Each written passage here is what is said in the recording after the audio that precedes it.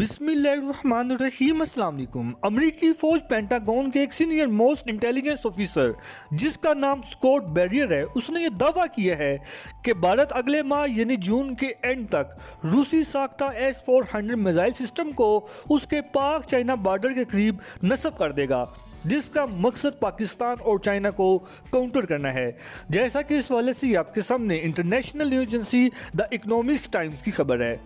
India may deploy Russian S-400 missile system by next month to defend itself from Pakistan and China.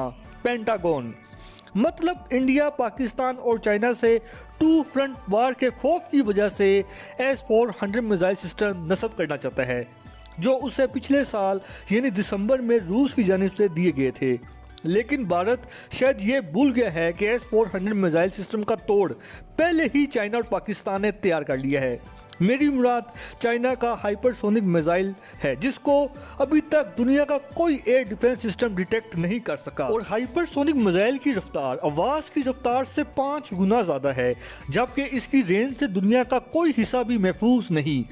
لہٰذا بھارت بے شک S-400 missile system اپنے border پر نصب کر دے، لیکن وہ چائنا کے ہائپر سونک میزائل کے آگے بے بس دکھائی دے گا، اور چائنا کے پاس ہائپر سونک میزائل کے ہونے کا مطلب یہ ہے کہ پاکستان کے پاس بھی ہائپر سونک میزائل کا ہونا ہے۔ اور اس حوالے سے باقاعدہ international news agency the Week نے اس سال جنوری میں ایک خبر بھی بریک کی تھی، جو اس وقت آپ کی سکرین پر ہے۔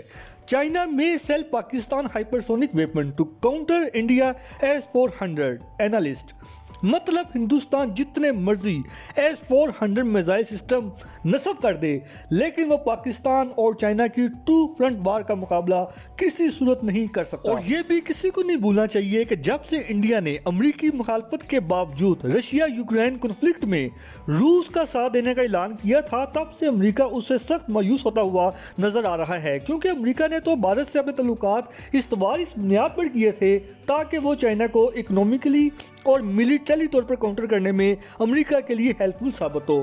اب جب کہ بھارت امریکہ کی سینکشنز کی پرواہ کیے بغیر روس سے اس کا آئل خریدتا ہے، تو ایسی صورت میں ڈیفینیٹلی کل چائنا یا کوئی اور ملک بھی روس سے اس کا آئل خرید سکتے ہیں۔ صرف یہی نہیں، ایک طرف جب یورپ کو کوئی ملک اس وقت ڈبل پرائسز پر بھی تیل دینے کے لیے تیار نہیں، دوسری طرف وہی آئل چائنا روس سے ڈسکاؤنٹڈ پرائس پر خریدے گا، تو اس سے اکنومیکلی فائدہ کس کا ہوا؟ یقیناً چائنا کا۔ لہٰذا امریکہ بھارت کا یہ رویہ آسانی سے بھولنے والا نہیں، اس لیے کل اگر چائنا بھارت پر حملہ کرتا ہے تو میرا نہیں خیال امریکہ اس کی مدد کو پہنچے گا۔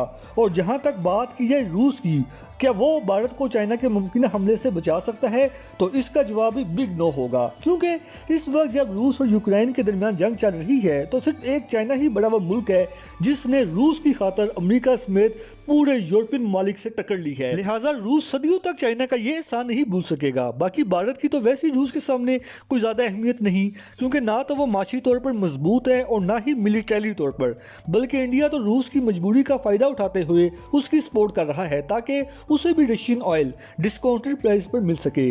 اور روس کو یہ بات اچھی طرح معلوم ہے، کیونکہ ہندوستان کا اصل اتحادی ملک تو اس وقت امریکہ ہے۔